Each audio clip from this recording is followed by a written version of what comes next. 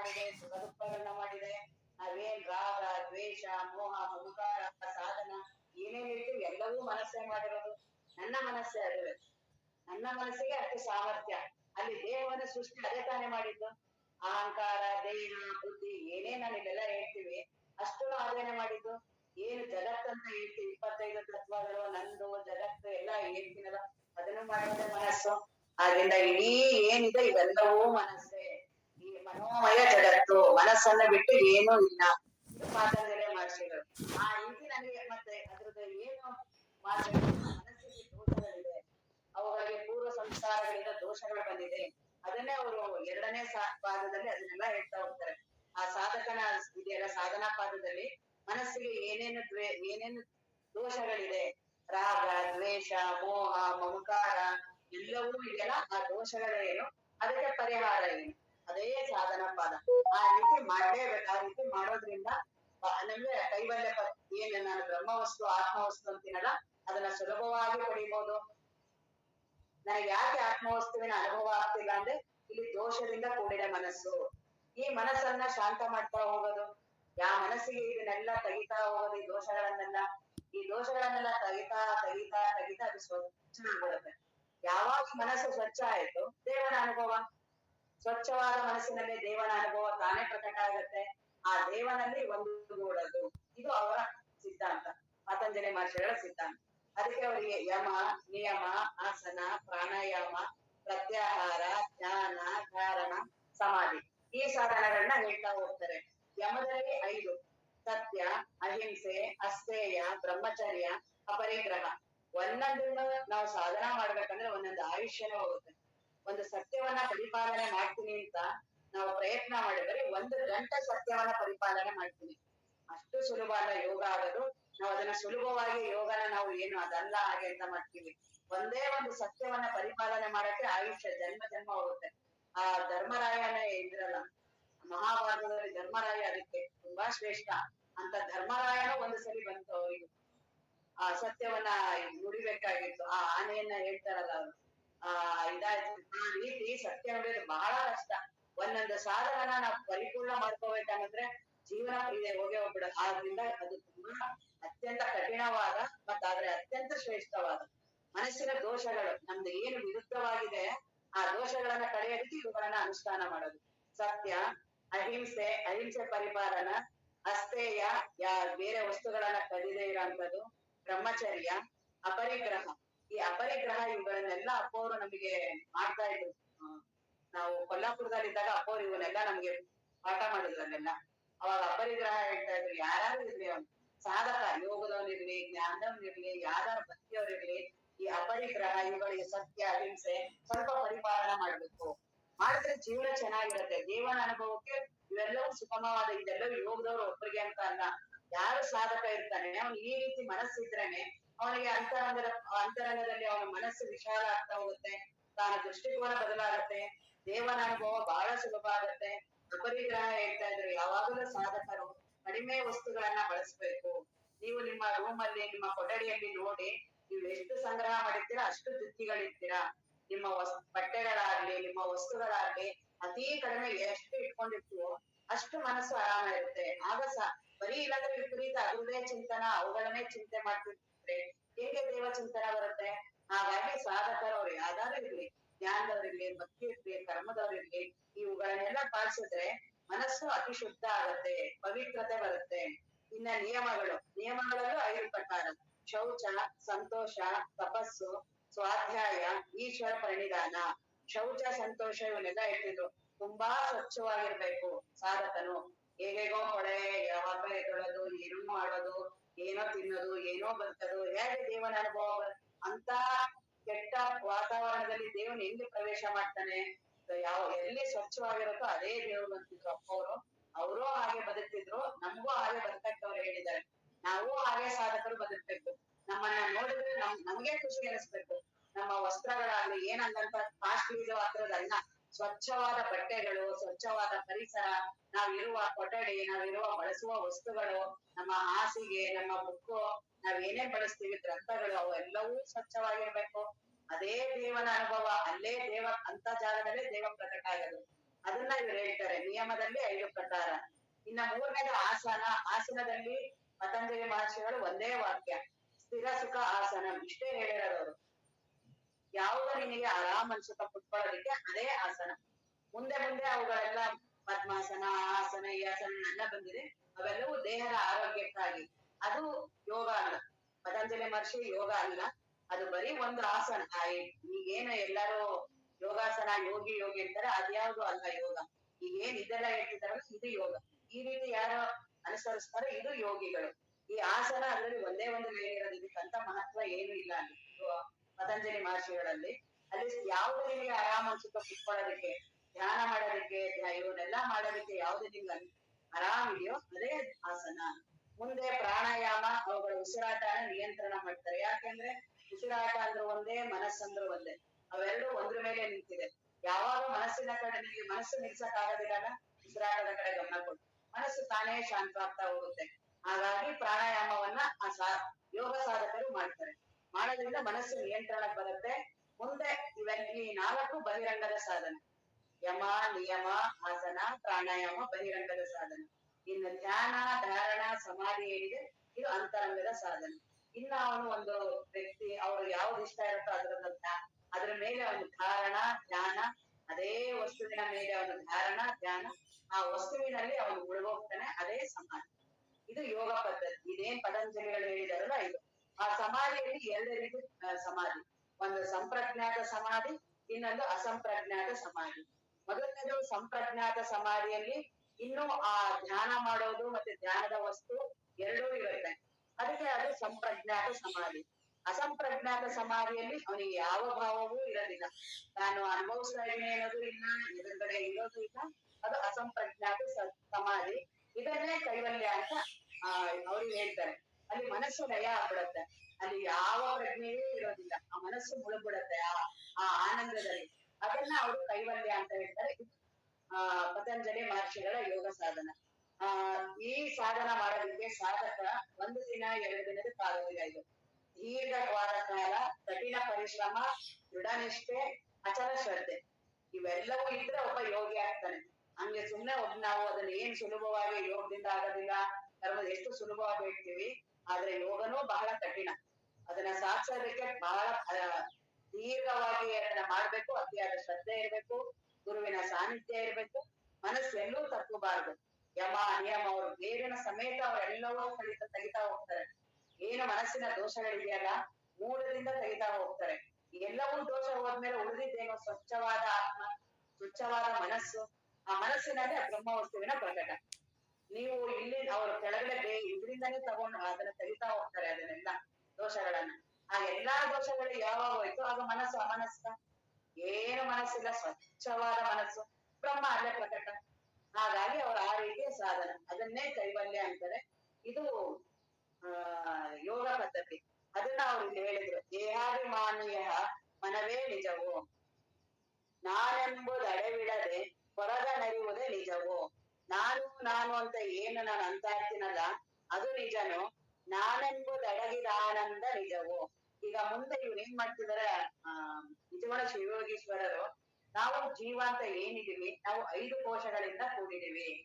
ಮೊದಲು ಅನ್ನಮಯ ಕೋಶ, ಆಮೇಲೆ ಪ್ರಾಣಮಯ ಕೋಶ, ಮನೋಮಯ ಕೋಶ, ವಿಜ್ಞಾನಮಯ ಕೋಶ, ಆನಂದಮಯ ಕೋಶ. ಈ 5 ಸೇರಿ ನಾನಿದ್ದೀನಿ. ನಾನು ಆ ಊಟ ಗೀಟ ಎಲ್ಲ ಮಾಡ್ತಾ ಇದ್ದೀನಿ, ನಾನು ಅನ್ನಮಯ ಕೋಶ. ಉಸಿರಾಟ ಎಲ್ಲ ಮಾಡ್ತಾ ಇದ್ದೀನಿ, ಪ್ರಾಣಮಯ ಕೋಶ. ನನಗೆ ಸುಖ ದುಃಖ ಎಲ್ಲ ಆಗ್ತಿದೆ, ಮನೋಮಯ ಕೋಶ. ನನ್ನ ಬುದ್ಧಿಯಿಂದ ಹೌದು ಇದು ಸರಿ ಇದು ಸರಿಯಲ್ಲ, ನಾನು ಇದೆಲ್ಲ ಮಾಡ್ತಿದ್ದೀನಿ ಬುದ್ಧಿ, ಅದಕ್ಕೆ ವಿಜ್ಞಾನಮಯ ಕೋಶ. ಎಲ್ಲವೂ ಸಾಕಾಗಿ ನಿದ್ರೆ ಹೋಗ್ತೀನಿ, ಆನಂದಮಯ ಕೋಶ. ಈ 5 ಕೋಶಗಳೇ ನನ್ನ ಜೀವನ. ಇವನ್ನೆಲ್ಲವೂ ಸೇರೇ ಜೀವ. ಇವುಗಳನ್ನೆಲ್ಲ ಒಂದೊಂದು ಸತ್ಯ ಅಂತ ಕೆಲವರು ಮತವಾದಿಗಳು. ಈಗ ಅನ್ನಮಯ ಕೋಶ ಸತ್ಯ ಅಂತ ಹೇಳಿದವರು ಸಾರ್ವಕಾರು ಮೊದಲನೇವರು. ಇನ್ನ ಪ್ರಾಣಮಯ ಕೋಶ ಸತ್ಯ ಅಂತ ಹೇಳಿದವರು ಹಿರಣ್ಯ ಗರ್ಭೋಪಾಸಕರು, ಹಠಯೋಗಿಗಳು, ಅವರೆಲ್ಲರೂ. ಇನ್ನ ಮನೋಮಯನೇ ಸತ್ಯ ಅಂತ ಈಗ ಏನ್ ಹೇಳಿದ್ರು ಪತಂಜಲಿ ಮಹರ್ಷಿಗಳು, ಇವರು ಮನೋಮಯ ಕೋಶದವರು. ಇನ್ನು ವಿಜ್ಞಾನಮಯ ಕೋಶ, ಇದು ಬುದ್ಧಿನೇ ಶ್ರೇಷ್ಠ, ಬುದ್ಧಿಯಿಂದನೇ ಬದುಕು. ಇವೆಲ್ಲವೂ ಈ ಮನಸ್ಸಿಗೆ ಸರಿಯಾದ ವಿವೇಕ ಇಲ್ಲ, ಎಲ್ಲಾ ಜಗತ್ತಿನ ಬಗ್ಗೆ ಎಲ್ಲದರ ಬಗ್ಗೆ ಮನಸ್ಸು ಬರೀ ಸಂಕಲ್ಪ ವಿಕಲ್ಪ ಮಾಡುತ್ತೆ, ಸುಖ ದುಃಖ ಉಂಟು ಮಾಡುತ್ತೆ. ಅದಕ್ಕೆ ನಿಶ್ಚಯವಾಗಿ ಬುದ್ಧಿ ಅದಕ್ಕೆ ಇಲ್ಲ. ಆದ್ರಿಂದನೇ ಬುದ್ಧಿನೇ ಶ್ರೇಷ್ಠ, ಅದೇ ಆತ್ಮ. ಆ ಬುದ್ಧಿ ಏನ್ ಮಾಡುತ್ತೆ, ಅಭಿಮಾನ ಮಾಡುತ್ತೆ. ನಾನು ಬುದ್ಧಿವಂತ, ನಾನು ಪಂಡಿತ, ನಾನು ಇಂಥವನ್ ತಿಳಿದವನು. ಅದನ್ನೇ ಅವ್ರು ಹೇಳ್ತಿದ್ದಾರೆ, ನಾನೆಂಬುದು ಅರಿವಿಡದೆ ನಾನು ಅನ್ನೋದು ಆ ಬುದ್ಧಿ ಬಹಳ ಪ್ರಬಲ. ಅದು ಸತ್ಯವಸ್ತುವಿನ ಸಮೀಪಕ್ಕಿದೆ. ಹಾಗಾಗಿ ಬುದ್ಧಿ ಬಹಳ ಸ್ಪಷ್ಟ, ಬಹಳ ಪ್ರಖರ ಇರುತ್ತೆ. ಆದ್ರೆ ಅದಕ್ಕೆ ಸ್ವಯಂ ಚೈತನ್ಯ ಇಲ್ಲ. ಅದಕ್ಕೆ ಈ ಬ್ರಹ್ಮ ವಸ್ತುವಿನಿಂದ ಪ್ರತಿಬಿಂಬ ಆಗಿದೆ ಹೊರತು ಸ್ವತಂತ್ರವಾಗಿ ಇಲ್ಲ. ಆದ್ರೆ ನನ್ಗೇನ್ ಅನ್ಸಿದೆ, ನಾನ್ ಬುದ್ಧಿಯನ್ನ ಬಳಸ್ತೀನಿ, ಜ್ಞಾನಕ್ಕೆ ಶ್ರೇಷ್ಠವಾಗಿರೋದು ಇದೇ ಬುದ್ಧಿ. ಆದರೆ ಈ ಬುದ್ಧಿ ಮುಂದೆ ಇದನ್ನ ಮೀರಿ ಹೋಗ್ಬೇಕು. ಆ ಬ್ರಹ್ಮ ವಸ್ತುವಿನಲ್ಲಿ ಬುದ್ಧಿಗೆ ಏನಿಲ್ಲ. ಈ ಬುದ್ಧಿ ಆ ಬ್ರಹ್ಮ ವಸ್ತುವನ್ನವರೆಗೂ ತೋರಿಸಿ ಇದೇ ಬ್ರಹ್ಮ ಅನ್ನಷ್ಟು ಪ್ರಕಾರ ಆಗಿರುತ್ತೆ ಬುದ್ಧಿ. ಆ ಬ್ರಹ್ಮಜ್ಞಾನ ಪಡಿಬೇಕಾದ್ರೂ ಗೊತ್ತಾಗೋದಿಲ್ಲ ಬುದ್ಧಿ ಯಾವುದು ಬ್ರಹ್ಮ ಯಾವುದು ಅನ್ನೋದು. ಅಷ್ಟು ಅಲ್ಲಿವರೆಗೂ ಬರುತ್ತೆ, ನಂತರ ಇದು ಮರೆಯಾಗ್ಬಿಡುತ್ತೆ. ಆ ಏನ್ ಉಳಿಯುತ್ತಲ್ಲ ಅದು ಬ್ರಹ್ಮ ವಸ್ತು. ಅದಕ್ಕೆ ಈ ಬುದ್ಧಿಯನ್ನು ಈ ಬೌದ್ಧರು ಜಾಸ್ತಿ ಬುದ್ಧಿಯನ್ನ ಬ್ರಹ್ಮ ಅಂತ ಹೇಳ್ತಾರೆ. ಹಾಗಾಗಿ ಈ ಬುದ್ಧಿನೇ ಬ್ರಹ್ಮ ಅಂತ ಹೇಳುವವರು ಕೆಲವರು. ಆನಂದ ಇನ್ನ ಕೆಲವರು ಏನಂತಾರೆ, ಇದು ವಿಜ್ಞಾನಮಯ ಕೋಶ, ಇನ್ನು ಆನಂದಮಯ ಕೋಶದವರೇನು, ಇವು ಈ ಬುದ್ಧಿ ಗಿದ್ದಿ ಎಲ್ಲಾನು ಎಲ್ಲಿರೋದು ಈ ಎಚ್ಚರದ ಅವಸ್ಥೆಯಲ್ಲಿ. ನಿದ್ರೆಯಲ್ಲಿ ಇದಕ್ಕೆ ಯಾವ ಅಸ್ತಿತ್ವವೂ ಇಲ್ಲ. ಹಾಗಾಗಿ ಈ ಬುದ್ಧಿ ಆತ್ಮ ಅಲ್ಲ. ಏನು ನಾವು ಈಗ ನಿದ್ರೆ ಮಾಡಿದಾಗ ಆನಂದ ಉಂಟಾಗುತ್ತಲ್ಲ, ಆ ಆನಂದ ಬರುತ್ತಲ್ಲ ಅದು ಆತ್ಮ ಅಂತ ಹೇಳೋದು ಕೆಲವು. ಈ ನಿದ್ರೆ ಈಗ ಬುದ್ಧಿಯನ್ನ ಬುದ್ಧಿ ಆತ್ಮ ಅಂತ ಹೇಳಿದ್ರಲ್ಲ, ಈ ಬುದ್ಧಿ ಯಾವಾಗಿರೋದು ಎಚ್ಚರದಲ್ಲಿ ಮಾತ್ರ. ಈ ನಿದ್ರೆ ಬಂದಾಗ ಈ ಬುದ್ಧಿ ಎಲ್ಲಿರುತ್ತೆ, ಅದಕ್ಕೆ ಏನೂ ಅಸ್ತಿತ್ವ ಇಲ್ಲ. ಆದ್ರೆ ನಿದ್ರೆ ಮಾಡಿದ ತಕ್ಷಣ ನನ್ಗೆ ಆನಂದ ಆಗುತ್ತಲ್ಲ, ನಾನು ಆನಂದವನ್ನ ಅನುಭವಿಸಿದೆ ಅಂತ ಎದ್ದಾಗ ಬಂದು ಹೇಳ್ತೀನಲ್ಲ, ಆ ಏನ್ ಆನಂದ ಇದೆಯಲ್ಲ ಅದು ಆತ್ಮವಸ್ತು ಅಂತ ಹೇಳೋದು ಕೆಲವು ಮತವಾದಿಗಳು. ಮುಂದೆ ಹೇಳ್ತಾರೆ, ಆನಂದವನ್ನು ತೋರ್ಪದೇನೋ ಹಿಡಿದುದು ನಿಜವೋ, ಆನಂದವೆಂಬುದಡಗಿದ ನಿಲವೇ ನಿಜವೋ. ಆ ನಿದ್ರೆ ಅನ್ನೋದು ಒಂದು ಆನಂದ, ಅಲ್ಲಿ ನಾನು ಅನುಭವಿಸ್ತೀನಿ ಅಂತ ಇಬ್ರಿದ್ದಾರೆ. ಆನಂದ ಅನ್ನೋದೊಂದಿದೆ, ಅಲ್ಲಿ ಅನುಭವಿಸೋನು ಅಂತ ಒಂದಿದೀವಿ. ಆ ಅನುಭವಿಸೋನು ಅಂತ ಇದಾನಲ್ಲ ಅದು ನಿಜ ಅಲ್ಲ, ನಿಜವಾಗ್ಲೂ ಅಲ್ಲಿ ಆನಂದ ಆಗ್ತಿದೆಯಲ್ಲ ಅದು ಬ್ರಹ್ಮ ವಸ್ತು ಅಂತ. ಈ ರೀತಿ ಸೂಕ್ಷ್ಮ ಅಷ್ಟೇನೆ, ಏನಿಲ್ಲ. ನಿದ್ರೆ ಅನ್ನೋದು ಒಂದು ಆನಂದ ಅಂತ ಅಷ್ಟೇನೆ. ಅದರಲ್ಲೇ ಎರಡು ಮತವಾದಿಗಳು ಇರ್ತಾರೆ, ಅದನ್ನ ಅವರೆಲ್ಲ ಹೇಳ್ತಿದ್ದಾರೆ. ಮುಂದೆ ತಿರುಗಿ ಹೇಳ್ತಾರೆ, ಸಗುಣ ರೂಪವೇ ತನ್ನ ಸಹಜವಾದುದು ನಿಜವೋ. ಈಗ ದ್ವೈತವಾದಿಗಳಿದ್ದಾರೆ. ಈಗ ಅವರೊಂದು ಮೂರ್ತಿಯನ್ನ ಯಾವುದೋ ಒಂದು ಆಕಾರವನ್ನ ಇಟ್ಟು ಮಾಡ್ತಿರ್ತಾರಲ್ಲ, ನಾನಿದೀನಿ ಮತ್ತೆ ಮೂರ್ತಿ ಇದೆ ಅಂತ ಸಗುಣ ರೂಪ ಮಾಡ್ತಿದಾರಲ್ಲ ಅದು ನಿಜವೋ. ಸಗುಣ ನಿರ್ಗುಣ ತತ್ವ ತಾನೇ ನಿಜವೋ. ಈ ಸಗುಣ ಅನ್ನೋದು ಒಂದು ಇದು, ಈ ಸಗುಣ ಇಲ್ಲದೆ ಇರೋದು ನಿರ್ಗುಣ, ಏನೂ ಗುಣಗಳಿಲ್ಲ. ಈ ಸಗುಣ ಇರೋದು 3 ಗುಣಗಳಿರೋದು, ಸತ್ವ ರಜ ತಮೋ ಗುಣ ಇರೋದು. ನಿರ್ಗುಣ ಯಾವುದು ಇಲ್ಲದೆ ಇರೋದು. ಇಲ್ಲದೆ ಇರೋದು ಅಂತ ಯಾವ್ದು ಹೇಳ್ತೀನಲ್ಲ ಅದು ಸತ್ಯನಾ, ಅದು ಆತ್ಮವಸ್ತುನಾ, ಅದನ್ನ ಪ್ರತಿಯೊಂದು ಕೇಳ್ತಾ ಹೋಗ್ತಿದ್ದಾರೆ ಎಲ್ಲರೂ. ದ್ವೈತಿಗಳು, ವಿಶಿಷ್ಟಾದ್ವೈತಿಗಳು, ಶಕ್ತಿ ವಿಶಿಷ್ಟಾದ್ವೈತಿಗಳು, ಎಲ್ಲಾ ಮತವಾದಿಗಳು ಇವ್ರು ಕೇಳ್ತಾ ಹೋಗ್ತಿದ್ದಾರೆ. ನೀವೇನ್ ಎಲ್ಲ ಹೇಳ್ತಿರಲ್ಲ ಇದೆಲ್ಲ ಅವ್ರು ಇದನ್ನೆಲ್ಲ ಸತ್ಯ ಅಂತ. ಸಗುಣದ ಉಪಾಸನೆ ಮಾಡೋರಿಗೆ ಅದು ಸತ್ಯ, ನಿರ್ಗುಣದ ಉಪಾಸನೆ ಮಾಡೋರಿಗೆ ಅದು ಸತ್ಯ. ಸಗುಣ ನಿರ್ಗುಣ ಎರಡೂ ಇಲ್ದೇ ಇರೋ ಅಂತದ್ದು ಒಂದಿದೆಯಲ್ಲ ಅದನ್ನ ಉಪಾಸನೆ ಮಾಡೋರು ಅದು ಸತ್ಯ. ಮುಂದೆ ಹೇಳ್ತಾರೆ, ಸಗುಣ ನಿರ್ಗುಣವನ್ನ ಚಳಿದ ಪದವದು ನಿಜವೋ, ಸಗುಣಾದಿಗಳ ಸೋಂಕದಿರುವುದೇ ನಿಜವೋ. ಈ ಸಗುಣ ನಿರ್ಗುಣ ಯಾವ್ಗಳಿಗೂ ಸ್ಪರ್ಶ ಇಲ್ಲದೆ ಇರೋದಿದೆಯಲ್ಲ ಅದು ನಿಜನಾ. ಮುಂದೆ ಅವರೇ ಹೇಳ್ತಾರೆ, ಬಗೆಯ ಕುರುಹಿನ ಕಲಾ ಬಿಂದು ನಾದವೇ ನಿಜವೋ. ಇನ್ನೇನು ಈ ಸಾಧನಾ ಮಾಡೋರು ಕೆಲವರೆಲ್ಲ ಮಾಡ್ತಾರೆ. ಕಲಾ ಅಂದ್ರೆ ಮನಸ್ಸು, ಬಿಂದು ಅಂದ್ರೆ ಕಣ್ಣಿನಲ್ಲಿ, ನಾದ ಅಂದ್ರೆ ಶಬ್ದ. ನಾನೇನೀಗ ಶಬ್ದ ಬರ್ತಿದೆಯಲ್ಲ ಇವುಗಳನ್ನೆಲ್ಲ ಅವ್ರು ಇಟ್ಕೊಂಡು ಏನ್ ಸಾಧನ ಮಾಡ್ತಾರಲ್ಲ ಅದು ನಿಜವೋ. ಬಗೆಯ ಬಣ್ಣಕ್ಕೆ ಬಾರದಿರುವುದೇ ನಿಜವೋ. ಇವ್ಯಾವುದೂ ಭಾವನೆ ಬರ್ದೆ ಈ ನಾದ ಬಿಂದು ಕಲಾ ಎಲ್ಲವನ್ನೂ ಮೀರಿರೋ ಅಂತ ಆ ಆತ್ಮವಸ್ತು ನಿಜವೋ. ಜಗದ ನಾನಾ ತತ್ವದೊಡನಗಲದಿರ್ಪುದೇ ನಿಜವೋ. ಮಗಳೇ ಆಯಾ ಜಗಕ್ಕೆ ಅನ್ಯಬಹುದು ನಿಜವೋ. ಈಗೇನ್ ಇಷ್ಟೊಂದು ನಾನಾ ತತ್ವಗಳೆಲ್ಲ ಹೇಳ್ತಿದಾರಲ್ಲ ಇವೆಲ್ಲವನ್ನೂ ಮೀರಿರುವಂತಹ ಆ ಸತ್ಯವಸ್ತು ನಿಜವೋ. ಇವ್ರುಗಳೆಲ್ಲ ಹೇಳ್ತಿದಾರಲ್ಲ ಇದು ನಿಜವೋ. ಫಲವು ಮತಭೇದ ವಾದವನ್ನುಳಿದು ಇವರೆಲ್ಲಾ ಎಷ್ಟು ಏನೆಲ್ಲಾ ಮತಭೇದವನ್ನ ಹೇಳಿ ಇವುಗಳನ್ನೆಲ್ಲಾ ಬಿಟ್ಟು ಸಂಶಯದ ಒಲವಿಲ್ಲ, ಈ ಸಂಶಯಗಳನ್ನೆಲ್ಲ ಬಿಟ್ಬಿಡು. ನಾನು ನೀನು ಇವೆಲ್ಲವೂ ಹೇಳ್ಬೇಕಾದ್ರೆ ನಾನಿರುತ್ತೆ ನೀನಿರುತ್ತೆ, ಇವು ನಾನು ನೀನು ಎಂಬುದು ಎರಡೂ ಅಳಿಬೇಕು. ಇವೆಲ್ಲವೂ ಏನ್ ಇಷ್ಟುವರೆಗೂ ಇಷ್ಟು ಸಾಧನೆಗಳು ಹೇಳಿದ್ರಲ್ಲ, ಇದ್ರಲ್ಲಿ ನಾನಿರುತ್ತೆ, ಇಲ್ಲ ನೀನಿರುತ್ತೆ. ಆ ನಾನು ಅನ್ನೋದು ತುಂಬಾ ಸೂಕ್ಷ್ಮವಾಗಿ ಇರುತ್ತೆ. ಇವುಗಳನ್ನೆಲ್ಲಾ ಉಳಿದು ನೇಮ ಸೀಮೆ ದೂರದ ಇವ್ಯಾವುದಕ್ಕೂ ಒಳಪಡದೇ ಇರುವಂತಹ ಶಂಭುಲಿಂಗವಾದ ದುಡಿಮೆ ಚಿನ್ಮಾತ್ರವದು ನಿಜ ಕಾಣಿರೆ. ಇವೆಲ್ಲವನ್ನು ಈ ಅವರ ಶಿವಯೋಗೀಶ್ವರರ ಇಷ್ಟನ್ನೆಲ್ಲ ಯಾಕೆ ಹೇಳಿದ್ರಂದ್ರೆ, ಎಲ್ಲರಿಗೂ ಇದು ಸತ್ಯ ಸತ್ಯ ಅಂತ ಅನಿಸ್ತಿರತ್ತೆ. ನಮ್ಗೆ ಸಾಧಕರಿಗೆ ಪ್ರತಿಯೊಬ್ರು ನೋಡಿದಾಗ ಇವ್ರು ಬ್ರಹ್ಮಜ್ಞಾನಿಗಳು ಅಂತ ಎಲ್ಲರ ಬಗ್ಗೆನೂ ಅನಿಸ್ತಿರತ್ತೆ. ಕುಂಭಮೇಳದಲ್ಲಿ ಈಗ ಎಷ್ಟು ಜನ ಸಾಧಕರು ಎಷ್ಟು ಜನ ಅಲ್ಲೆಲ್ಲರೂ ಬಂದಿದಾರಲ್ಲ, ಆ ಎಲ್ಲಾ ಸಾಧನೆಗಳಲ್ಲಿ ಯಾವ್ದು ಬ್ರಹ್ಮಜ್ಞಾನ ಇದು ಆ ಸಾಧಕನಿಗೆ ಬರುತ್ತಲ್ಲ, ಅದಕ್ಕೋಸ್ಕರ ಈ ನಿಜವಾದ ಶಿವಯೋಗೀಶ್ವರರು ಈ ರೀತಿ ಇದನ್ನೆಲ್ಲಾ ಹೇಳ್ತಿದ್ದಾರೆ. ಈ ರೀತಿ ಸಾಧನೆ ಇವುಗಳೆಲ್ಲವೂ ಏನೇನ್ ಹೇಳ್ತಿದೀಯಾ, ನಾನು ನೀನು ಅದೆಲ್ಲವೂ ಇರುತ್ತೆ ಅದರೊಳಗಡೆ. ಅವೆಲ್ಲವನ್ನೂ ಇದ್ದೇ ಇರುವಂತಹ ಈ ಮತಭೇದಗಳನ್ನೆಲ್ಲ ಕಳೆದು ಯಾವ ಸಂಶಯವೂ ಇಲ್ಲದೆ ಏನ್ ಅಖಂಡವಾದ ಬ್ರಹ್ಮ ಚೈತನ್ಯ ವಸ್ತು ಏನಿದೆಯಲ್ಲ ಅದೊಂದೇ ಸತ್ಯ, ಅದೇ ಬ್ರಹ್ಮಾನುಭವ. ಆ ಬ್ರಹ್ಮ ವಸ್ತು ನೀನಿದೆಯಾ. ಅವ್ರು ಒಟ್ಟು ಈಗ ಎಷ್ಟು ಮತವಾದಿಗಳನ್ನ ಹೇಳಿದ್ರು ಅಂದ್ರೆ, ಇಂದ್ರಿಯಗಳೇ ಆತ್ಮ ಅಂತ ಹೇಳುವ ಚಾರ್ವಾಕರು, ಪ್ರಾಣವೇ ಆತ್ಮ ಅಂತ ಹೇಳುವ ಹಿರಣ್ಯ ಗರ್ಭೋಪಾಸಕರು, ಆತ್ಮನು ದೇಹ ಪರಿಮಿತನಾಗಿ ಮಧ್ಯಮ ಪರಿಮಾಣದಿಂದ ಈ ಆತ್ಮ ಸಂಕೋಚ ವಿಕಾಸ ಆಗ್ತಾನೆ ಅಂತ ಹೇಳ್ತಾರೆ, ಅವರು ಜೈನರು. ಬುದ್ಧಿಯೇ ಆತ್ಮ ಅಂತಾರೆ ಬೌದ್ಧರು. ಇನ್ನ ಆನಂದ, ಈ ನಿದ್ರೆಯಲ್ಲಿ ಆನಂದ ಎಲ್ಲ ಇತ್ತು ಅಂತ ನಾವ್ ಹೇಳ್ತೀವಲ್ಲ, ಅದು ಬ್ರಹ್ಮ ಅಂತಾರಲ್ಲ, ಅವರು ಕೌಳಯಾಮಳ ಮತ್ತೆ ಶಾಕ್ತೇಯರು. ಇನ್ನ ಆತ್ಮ ಅಣು ಪರಿಮಾಣ ಆ ರೀತಿ ಇದ್ದಾನೆ ಅಂತಾರೆ ಪಂಚರಾತ್ರರು ಅಂತ, ಅವರು ಒಬ್ರು ಮತವಾದಿಗಳು.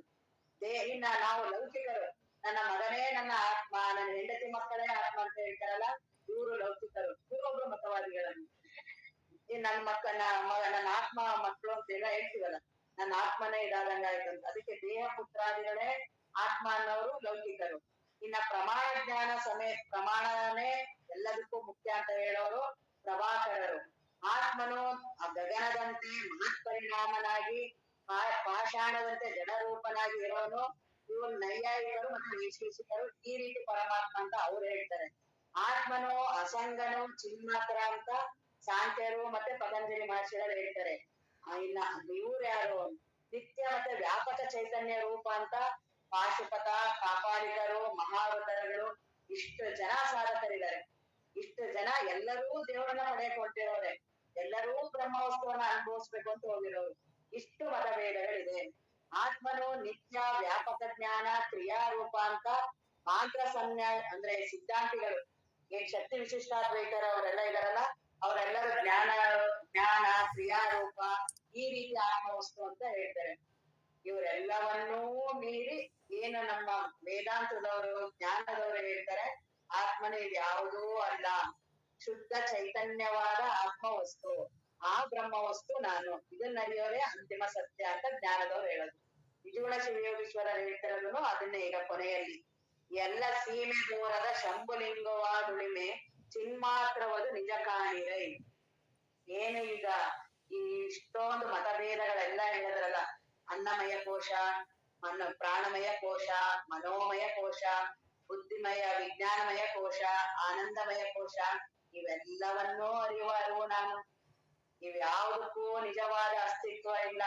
ಈ ಅನ್ನಮಯ ಶರೀರವನ್ನ ನಾನು ನೋಡ್ತೀನಿ, ಈ ದೇಹವನ್ನ ನಾನು ನೋಡ್ತೀನಿ, ಇದು ಬಾಲ್ಯದಲ್ಲಿತ್ತು, ಈಗ ಯೌವನಕ್ಕೆ ಬಂದಿದೆ, ಒಂದು ವೃದ್ಧಾಪ್ಯಕ್ಕೆ ಹೋಗುತ್ತೆ, ಅದು ಒಂದು ದಿನ ಮರಿಯಾಗಿ ಹೋಗುತ್ತೆ. ಆದ್ರಿಂದ ಈ ದೇಹ ನಾನಲ್ಲ. ಇನ್ನ ಪ್ರಾಣ, ಈ ಪ್ರಾಣದ ಉಸಿರಾಟಕ್ಕೆ ಸ್ವತಂತ್ರವಾದ ಅಸ್ತಿತ್ವನೇ ಇಲ್ಲ, ಅದು ಜಡ. ಅದಕ್ಕೆ ತಾನಿದೀನಿ ಸ್ವಾಯಿಕರ ಜ್ಞಪ್ತಿ ಶೂನ್ಯ. ಆ ಪ್ರಾಣವನ್ನೇ ನೀವು ಇದೆಲ್ಲ ಹೇಳ್ತಿದ್ದೀರಲ್ಲ, ಅದು ಸತ್ಯ ಸತ್ಯ ಅಂತ, ಅದರಲ್ಲಿ ಸ್ವತಂತ್ರವಾದ, ಅದು ನಿದ್ರೆಯಲ್ಲಿ ಇಲ್ವೇ ಇಲ್ಲ ಅದ್ರದ್ದು ಅನುಭವ. ಆ ಪ್ರಾಣ ಇಲ್ದೇನೋ ನಾನು ಇರಬಲ್ಲೆ. ಇನ್ನ ಏನು ಮನೋಮಯ ಈ ಮನಸ್ಸು ಇವೆಲ್ಲವೂ ಎಚ್ಚರದಲ್ಲೇನೆ, ನಿದ್ರೆಯಲ್ಲಿ ಇದಕ್ಕೆ ಯಾವ ಅಸ್ತಿತ್ವ ಇದೆ ಅದು ನನಗ್ ಗೊತ್ತಾಗ್ತಿದೆಯಲ್ಲ, ಆ ಬ್ರಹ್ಮ ವಸ್ತುವೇ ನಾನು. ಇನ್ನು ವಿಜ್ಞಾನಮಯ ಕೋಶ, ಆ ಬುದ್ಧಿ, ನಾನು ಬುದ್ಧಿವಂತ, ನಾನು ಅಂತವನು ಇಂಥವನು, ಇವೆಲ್ಲವೂ ಏನಿದೆಯಲ್ಲ ಇವೆಲ್ಲವೂ ಬುದ್ಧಿಮಯ ಕೋಶ. ಇದು ಬರೀ ಎಚ್ಚರದಲ್ಲಿರೋ, ನಿದ್ರೆಯಲ್ಲಿ ಇದೆ, ನಿದ್ರೆಯಲ್ಲಿ ಇದಕ್ಕೆ ಅಸ್ತಿತ್ವನೇ ಇಲ್ಲ. ಆದ್ರಿಂದ ಇವೆಲ್ಲವೂ ನನಗ್ ಗೊತ್ತಾಗ್ತಿದೆಯಲ್ಲ, ನಾನು ಆ ಬ್ರಹ್ಮ ಸ್ವರೂಪ. ಇನ್ನ ಆನಂದಮಯ ಕೋಶ, ಆ ನಿದ್ರೆಯನ್ನು ನಾನು ಅರಿತೀನಿ. ನಿದ್ರೆಯಲ್ಲಿ ನನ್ನ ಈ ಎಚ್ಚರದ ಏನ್ ನಾನು ಇವಾಗ ಇದೀನಿ ನಾನು ಎಚ್ಚರದವನು, ನಾನು ಇಂಥವಳು, ನಾನು ಇಂಥ ಮನೆಯವಳು, ಇಂಥ ಅಪ್ಪ ಅಮ್ಮ, ಹೆಂಡತಿ, ಮಕ್ಕಳು, ಕರ್ತವ್ಯ, ಕರ್ಮ ಏನ್ ಹೇಳ್ತೀನಿ ಈ ಎಚ್ಚರದಲ್ಲಿ. ಈ ಎಚ್ಚರ ನಿದ್ರೆಯಲ್ಲಿ ಒಂದು ಸ್ವಲ್ಪನೂ ಇಲ್ಲ. ಎಚ್ಚರದಲ್ಲಿ ನಿದ್ರೆಯಲ್ಲಿ ಯಾವ ಅನುಭವವೂ ಇಲ್ಲ. ಎಚ್ಚರದು ಅಲ್ಲಿ ದೇಹದ ಅನುಭವ ಇಲ್ಲ, ಮನಸ್ಸಿನ ಅನುಭವವಿಲ್ಲ, ಉಸಿರಾಟದ ಅನುಭವ ಇಲ್ಲ, ಬುದ್ಧಿಯ ಅನುಭವ ಇಲ್ಲ, ಯಾವುದರ ಅನುಭವವೂ ಇಲ್ಲ. ಇಷ್ಟು ಶಾಸ್ತ್ರಗಳೆಲ್ಲ ಏನಿದೆಯಲ್ಲ ಎಲ್ಲವೂ ಈ ಎಚ್ಚರದ ವ್ಯಕ್ತಿಗೆ. ಇಷ್ಟೊಂದು ಈಗ ಎಲ್ಲರೂ ಮತವಾದಿಗಳು ಇವರೆಲ್ಲರೂ ಇರದ ಎಲ್ಲರೂ ಈ ವ್ಯಕ್ತಿಗೆ ಹೇಳುವಂತದೇ ಸಾಧನೆಗಳು. ವ್ಯಕ್ತಿಯನ್ನ ಮೀರಿ ಹೋಗುವಂತ ಒಂದೂ ಸಾಧನಗಳಿಲ್ಲ ಇದರಲ್ಲಿ. ಈ ಚಾರ್ವಾಕರದು ಏನ್ ಬಹಳ ಸತ್ಯ ಅಂತ ಅನಿಸುತ್ತಲ್ಲ, ಅದನ್ನ ಹೇಳೋದಕ್ಕೆ ಅದಕ್ಕೊಂದು ಸಿದ್ಧಾಂತ, ಋಷಿಗಳು, ಮಹಾತ್ಮರು ಯಾಕ್ ಬೇಕು? ಇಡೀ ಏನ್ ಜಗತ್ತಲ್ಲಿ 750 ಕೋಟಿ ಜನ ಇದ್ದಾರೆ, ಅವ್ರು ಅದನ್ನೇ ಮಾಡ್ತಿರೋದು. ಈ ಚೆನ್ನಾಗ್ ತಿನ್ನು ಉಣ್ಣು ಆರಾಮಾಗಿರುವಂತ ಅವ್ರು ಏನ್ ಹೇಳೋದೇ ಬೇಡ. ಇಂದ್ರಿಯಗಳು ಇರೋದೇ ಆ ರೀತಿ. ಅದಕ್ಕೊಬ್ರು ಯಾಕೆ ಮಹಾತ್ಮರು ಬೇಕು? ಅದನ್ನ ಹೇಳಕ್ ಒಬ್ರು ಬೇಕಾ? ಯಾವ್ದಾದ್ರು ಎಲ್ಲರಿಗೂ ಮಾಡ್ತಾ ಇರೋದು ಅದನ್ನ ಬಿಡಿಸಿ ಹೋಗ್ತಾರಲ್ಲ ಅವ್ರು ಮಹಾತ್ಮರು. ಅದು ನಮ್ಮ ಭಾರತದ ತತ್ವಶಾಸ್ತ್ರ ಯಾಕೆ ಇಲ್ಲಿವರೆಗೂ ಅದು ಅಷ್ಟು ಶ್ರೇಷ್ಠತೆ ಪೂಜ್ಯತೆ ಅಂದ್ರೆ ತ್ಯಾಗೇ ನೈಕ ಅಮೃತತ್ವ ಮಾನುಷವು. ತ್ಯಾಗದಿಂದನೇ ಅಮೃತವನ್ನ ಪಡೆಯೋದಿಕ್ಕಾಗೋದು. ಈ ಬಹಿರಿಂದ್ರಿಯಗಳನ್ನ ಎಷ್ಟು ನೀನ್ ಬಳಸ್ತೀಯ, ಎಷ್ಟು ಅವುಗಳನ್ನ ಮಾಡ್ತೀಯ, ಅಷ್ಟು ದುಃಖಕ್ಕೀಡಾಗ್ತೀಯ. ಅವೆಲ್ಲವೂ ದುಃಖಕ್ಕೀಡು ಮಾಡುತ್ತೆ. ಅವೆಲ್ಲವೂ ಒಂದು ದಿನ ಹೊರಟು ಹೋಗುತ್ತೆ, ಅವೆಲ್ಲವೂ ನಶಿಸುತ್ತೆ. ಎಷ್ಟು ನೀನು ನೋಡೋದ್ರಿಂದ ಮಾಡೋದ್ರಿಂದ ನೀನು ಸುಖ ಅನುಭವ ಆಗ್ಬೇಕಂದಿದ್ರೆ ಬೆಳಗಿಂದ ರಾತ್ರಿವರೆಗೂ ನೋಡಿ ನೋಡಿ ಕಣ್ಣಿಗೆ ದಣವಾಗುತ್ತೆ, ಅದರಿಂದ ಬೇಸರ ಆಗತ್ತೆ ಹೊರತು ಖುಷಿ ಎಲ್ಲ ಆಗತ್ತೆ. ಮನಸ್ಸಿಗೂ ಇಲ್ಲ ಆ ರೀತಿ ಆಗತ್ತೆ. ಮನಸ್ಸನ್ನ ನೀನ್ ಎಷ್ಟು ಬಳಸ್ತೀಯ ಹೊರಗಡೆ ವಿಷಯಗಳಿಗೆ ಅಷ್ಟು ತೃಪ್ತಿ ಆಗತ್ತೆ, ಅಷ್ಟೂ ಪ್ರಾಪಂಚಿಕವಾಗತ್ತೆ. ಅದನ್ನೆಲ್ಲ ಹೇಳೋದಕ್ಕೆ ಅವನ್ನೆಲ್ಲ ಇನ್ನು ಬಂಧನವನ್ನ ಉಂಟು ಮಾಡುತ್ತೆ. ಆದ್ರಿಂದ ಅವನ್ನ ಅದಕ್ಕೆ ಯಾಕೆ ಅಷ್ಟು ಮಹತ್ವ ಕೊಟ್ಟಿಲ್ಲ ಅಂತ ಅಂದ್ರೆ ಎಲ್ಲಾ ಮಹಾತ್ಮರು ಅವಕ್ಕೆ ಒಂದು ಸ್ವಲ್ಪನೂ ಬೆಲೆ ಕೊಟ್ಟಿಲ್ಲ ಚಾರ್ವಾಕರಿಗೆ. ಯಾಕಂದ್ರೆ ಅವೆಲ್ಲವೂ ದುಃಖಕ್ಕೆ ಜನ್ಮಕ್ಕೆ ಈಡು ಮಾಡುತ್ತೆ. ಇವೆಲ್ಲವೂ ಇನ್ನ ಬಾಕಿ ಎಲ್ಲ ಹಾಗಾಗಿದ್ರೆ ಬುದ್ಧ ಮಹತ್ವ ಯಾಕೆ? ಬುದ್ಧ ಅನ್ನಷ್ಟು ಆರಾಮ್ ಯಾರು ಇಲ್ಲ. ಅವನ್ ಯಾಕೆ ಅವ್ ಇಂದ್ರಿಯಗಳನ್ನೆಲ್ಲ ಬಳಸಿ ಆರಾಮಾಗಿ ಇರ್ಬೋದಾಗಿತ್ತಲ್ಲ? ಅವನಿಗಾದ್ರೂ ಬುದ್ಧಿ ಇಲ್ವಂದ್ರೆ ಬುದ್ಧನಿಗೆ ಅವನ್ ಯಾಕೆ ಅವನಿಗೆ ಚಾರ್ವಾಕದ್ದು ಸರಿ ಅಂತ ಯಾಕೆ ಅನಿಸ್ಲಿಲ್ಲ ಅವರಿಗೆ? ಬೇರೆ ನಮ್ಮ ಇವ್ರಿಗಾಗ್ಲಿ ಪತಂಜಲಿಗಳನ್ನಾಗ್ಲಿ ಎಲ್ಲರನ್ನ ಬಿಟ್ಟು ಸಂಶೋಧನೆ ಹೊರಟಲ್ಲ ಅವನು. ಯಾವ್ದನ್ನೋ ಒಂದು ನಂಬಲಿಲ್ವಲ್ಲ, ಆ ರೀತಿ ಸಾಧಕ ಇರ್ಬೇಕು. ಅವನೇ ಸಂಶೋಧನೆ ಮಾಡ್ಬೇಕು. ನಾನು ಇದನ್ನೆಲ್ಲ ಇವುಗಳೆಲ್ಲ ಸತ್ಯನಾ? ಇವುಗಳನ್ನ ಬಳಸೋದ್ರಿಂದ ನಾನು ಆರಾಮಿದ್ದೀನ? ಅವ್ರು ಹೇಳಿದ್ರು ಇವ್ರು ಹೇಳಿದ್ರು ನಂಬಿಕೆ ಬೇಡ, ನೀನು ಸಂಶೋಧನೆಗೆ ತೊಡು. ಮತ್ತ ಆ ಮಹಾತ್ಮರ ಆ ವಾಕ್ಯಗಳನ್ನ ವಿಚಾರ ಮಾಡು. ಜ್ಞಾನದಲ್ಲಿ ಬರೀ ವಿಚಾರ, ನಂಬುವಂತ ಯಾರೂ ಹೇಳೋದಿಲ್ಲ. ಶ್ರವಣವು ಅದು ದಿನಾ ಬಂದು ಒಂದು ಚಟ ಅಲ್ಲ. ಅದು ದಿನಾ ಕೇಳೋದಲ್ಲ. ದಿನಾ ವಿಚಾರದಲ್ಲಿ ಹೊಸ ರೀತಿ ಆಗ್ತಾ ಹೋಗ್ಬೇಕು. ಬುದ್ಧಿ ಪ್ರಖರವಾಗ್ತಾ ಹೋಗ್ಬೇಕು. ವಿಚಾರ ಮಾಡೋದೇ ಜ್ಞಾನದಲ್ಲಿ ಶ್ರೇಷ್ಠ.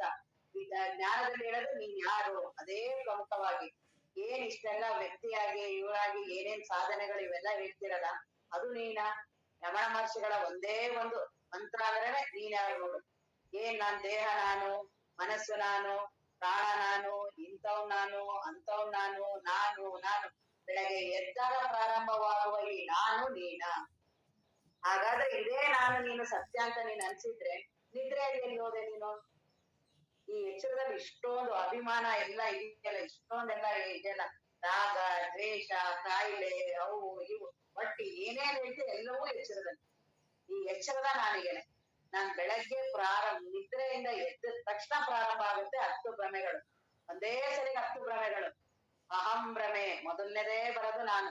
ಅದೇ ಮೂಲ ಭ್ರಮೆ. ಅವೇ ಮುಂದಿನ ಎಲ್ಲಾ ಭ್ರಮೆಗಳಿಗೂ ಕಾರಣ.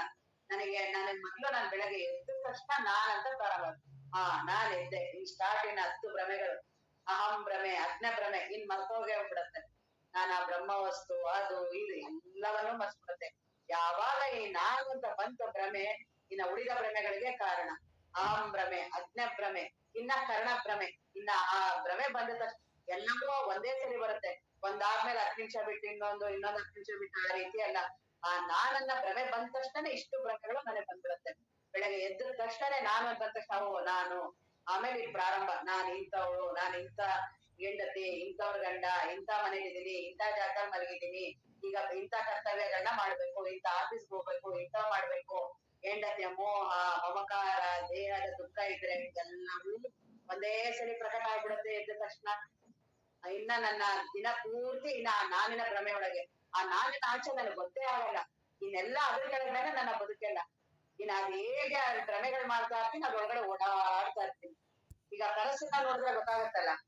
ಈಗ ಕನಸಿಗೆ ಹೋದೆ, ಅಲ್ಲೊಂದು ಜಗತ್ತು ಸೃಷ್ಟಿ ಆಯ್ತು, ಅಲ್ಲಿ ನಾನೇ ಒಂದು ದೇಹ ಪ್ರಾರಂಭ ಆಯ್ತು, ಆ ದೇಹದೊಳಗಡೆ ನಾನ್ ಬಂದೆ, ನನ್ನಂಗೆ ಎಲ್ಲಾರು ಸೃಷ್ಟಿ ಮಾಡ್ಕೊಂಡೆ, ಅವ್ರಿಗೆ ನಾನ್ ಮಾತಾಡೋದು, ಆ ಮಾತು ನಾನೇ ಮಾತಾಡೋದು, ಅಲ್ಲೆಲ್ಲ ಮೋಹ ಮಮಕಾರ ಮಾಡೋದು, ಕರ್ತವ್ಯ ಕರ್ಮಗಳನ್ನ ಹೇಳೋದು, ಮತ್ತ ಅಲ್ಲೂ ಹೀಗೆ ಇನ್ನೇನೇ ಇದೆ ಹಾಗೆ ಅಲ್ಲೂ ಇರುತ್ತೆ.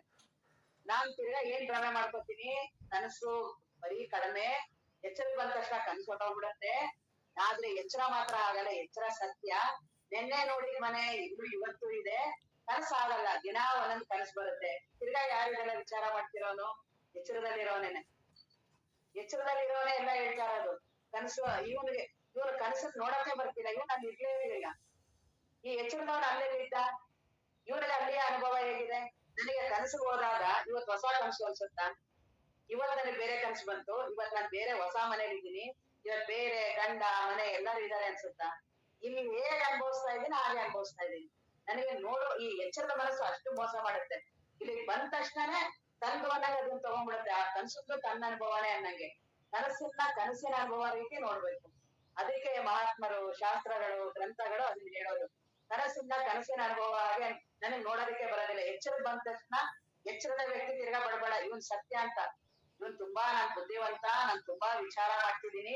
ಕನಸನ್ನ ಎಚ್ಚರದಲ್ಲಿ ನೋಡಿ, ನೆನ್ನೆ ನೋಡಿದ ಮನೆ ಇವತ್ತು ಇದೆ, ನೆನ್ನೆ ಹೆಂಡತಿ ಮಕ್ಕಳು ಇವತ್ತು ಇದಾರೆ. ಯಾರು? ಎಚ್ಚರದೊಳಗಡೆ ಇರೋನು. ಇವನು ನಿದ್ರೆ ಹೋದಾಗ ಒಂದು ಚೂರು ಅಡ್ರೆಸ್ ಇರ್ಲಿಲ್ಲ. ಇನ್ನು ಕನಸನ್ನ ಅವನಾರು ಸತ್ಯ ಅನ್ಬೋದು ಒಂದ್ ಸ್ವಲ್ಪನಾರು. ಯಾಕೆಂದ್ರೆ ಎದ್ದ ತಕ್ಷಣ ಕನಸಿನ ಸ್ವಲ್ಪ ನೆನಪುಗಳಾರು ಇರುತ್ತೆ. ಕನ್ಸಲ್ಲಿ ಈ ತರ ಗುರುಗಳು ಬಂದಿದ್ರು, ಕನ್ಸಲ್ಲಿ ಈ ತರ ಆದ್ರೂ ಒಂದ್ ಚೂರಾರು ನೆನಪಿರುತ್ತೆ. ಈ ಎಚ್ಚರದ ಒಂದು ನಿದ್ರೆ ಹೋದ್ರೆ ಒಂದು ಚೂರು ಇರಲ್ಲ. ಇವ್ರು ಪೂರ್ತಿ ಮರೆಯಾದಾದ್ರೆ ನಿದ್ರೆ ಬರುತ್ತೆ. ಒಂದೇ ಒಂದ್ ಸ್ವಲ್ಪ ಅನುಭವ ಇದೆ ಅಂದ್ರೂ ನಿದ್ರೆ ಬರಲ್ಲ. ಇಷ್ಟು ಅಸತ್ಯವಾಗಿರುವ ಈ ಎಚ್ಚರ ವ್ಯಕ್ತಿ ಮೇಲೆ ಎಷ್ಟೊಂದು ನನಗೆ ಅಭಿಮಾನ. ಅದ್ರೊಳಗಡೆ ಇರೋನು ನಾನು, ಒಂದು ಎಚ್ಚರ ಆಗಿ, ಅದ್ರೊಳಗಡೆ ಒಂದು ವ್ಯಕ್ತಿಯಾಗಿ, ಒಂದು ಊರೊಳಗಡೆ, ಒಂದು ಏರಿಯಾದೊಳಗಡೆ, ಒಂದು ಮನೆ ಒಳಗಡೆ ಒಂದು ವ್ಯಕ್ತಿ. ಇವನ ಭ್ರಮೆಗಳಿನ್ನೆಲ್ಲವೂ. ಇವನು ಎಷ್ಟೊಂದು ನಾನ್ ಬಹಳ ವಿಚಾರವಾದಿ, ಬಹಳ ಇದು.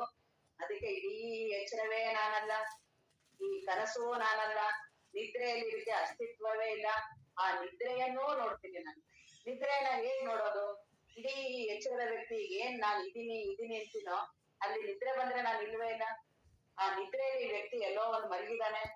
ಯಾವ ರೀತಿ ಮಲಗಿದಾನೆ ಅನ್ನೋ ಪ್ರಜ್ಞೆ ಇಲ್ಲ. ಉಸಿರಾಡ್ತಾ ಇದೀನಿ ಅನ್ನೋ ಪ್ರಜ್ಞೆ ಇಲ್ಲ. ಹಸುವೆ ಆಗಿದೆ ಅನ್ನೋ ಪ್ರಜ್ಞೆ ಇಲ್ಲ. ಪ್ರಾಣ ಇದೆ ಅನ್ನೋ ಪ್ರಜ್ಞೆ ಇಲ್ಲ. ಯಾವ ಮಾನ ಅಪಮಾನ, ಇವು ನಾನು ಸಾಧನೆ ಮಾಡಿಲ್ಲ ಅಂತದ್ದು, ದುಃಖ, ಏನೇನ್ ಹೇಳ್ತಾನೆ ಇವನು ಎಚ್ಚರದವನು, ಒಂದು ಚೂರು ಇಲ್ಲ ನಿದ್ರೆಯಲ್ಲಿ.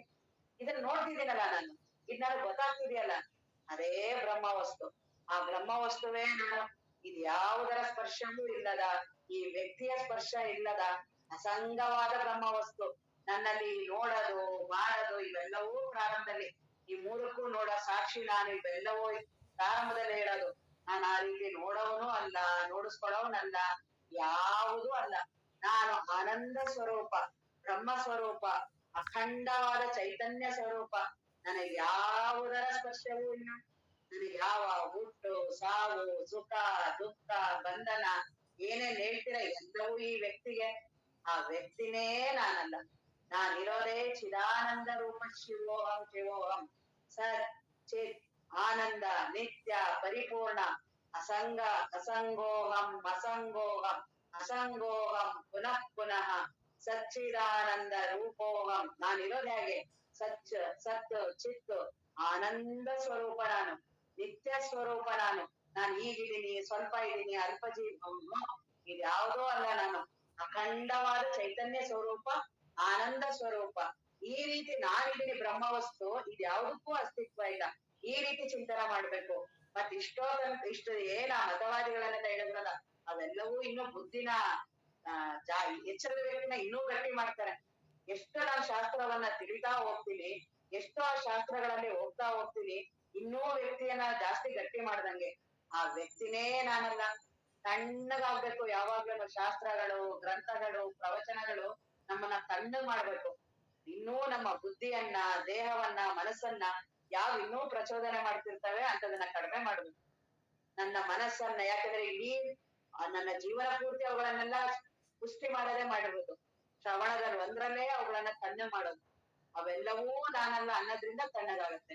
ದೇಹ ನಾನಲ್ಲ, ಮನಸ್ಸು ನಾನಲ್ಲ, ಇವ್ಯಾವೂ ವ್ಯಕ್ತಿನೂ ನಾನಲ್ಲ, ಇರೋದೇ ಆ ಶಂಭುಲಿಂಗ, ಆ ಬ್ರಹ್ಮ ವಸ್ತು ನಾನು ಅಂತಾನೆ. ಅದೇ ಅಂತಿಮ ಸತ್ಯ. ಮುಂದಿನ ಸೂತ್ರ ನಾಳೆ ನೋಡೋಣ. ಓಂ ಪೂರ್ಣಮದ ಪೂರ್ಣಮಿದಂ ಪೂರ್ಣಾತ್ ಪೂರ್ಣಮುದಚ್ಯತೆ ಪೂರ್ಣಸ್ಯ ಪೂರ್ಣಮಾದಾಯ ಪೂರ್ಣಮೇವಾವಶಿಷ್ಯತೆ. ಓಂ ಶಾಂತಿ ಶಾಂತಿ ಶಾಂತಿ. ಜಗಜ್ಯೋತಿ ನಿರ್ಮಲವಾದ ಮನವೇ ಕರ್ಪೂರಧಾರತಿ. ಒಡಗೂಡಿ ಭಕ್ತಿಯಲ್ಲಿ ಜನನ ಮರಣರಹಿತ ಜಂಗಮಗೆ ಬೆಳಗೇರಿ ಪೂರ್ಣಂ ಜಗಂ ಜ್ಯೋತಿ ನಿರ್ಮಲವಾದ ಮನವೇ ಕರ್ಪೂರಧಾರತಿ. ನಾನೀನೆಂಬುದ ಬೇಡಿರಿ ಬಂದವೇ ಪ್ರಾಪ್ತಿ ಜ್ಞಾನಿಗಳೊಡನಾಡಿರಿ. ಮನೋಭಾವದ ಸುಖ ತಾನೇ ಗಳಿಸಿರುವುದು ಅನುಭವಿಗೆ ಲಿಂಗಕ್ಕೆ ಮನಮಪ್ಪಿ ಬೆಳಗೀರಿ. ಪೂರ್ಣಂ ಜಗಂ ಜ್ಯೋತಿ ನಿರ್ಮಲವಾದ ಮನವೇ ಕರ್ಪೂರಧಾರತಿ. ಜನ್ಮದ ಕತ್ತಲೆ ಮುಸುಗೆ ತಾನಾಗೆ ಬಳಲೋಗಿದೆ. ಕುಳಿತು ಕೊಡುವೆಲ್ಲ ಧ್ಯಾನವೆಲ್ಲದಿಗೆಂದು ಮನವೊಪ್ಪೆ ಬೆಳಗಿರಿ. ಪೂರ್ಣಂ ಜಗಂ ಜ್ಯೋತಿ ನಿರ್ಮಲವಾದ ಮನವೇ ಕರ್ಪೂರಧಾರತಿ. ಓಂ ಚೈತನ್ಯಂ ಶಾಶ್ವತಂ ಶಾಂತಂ ವ್ಯೋಮಾತೀತಂ ನಿರಂಜನಂ ನಾದಬಿಂದುಮಲಾತೀತಂ ತಸ್ಮೈ ಶ್ರೀ ಗುರವೇ ನಮಃ. ಎಲ್ಲರಿಗೆ ನಮಸ್ಕಾರ.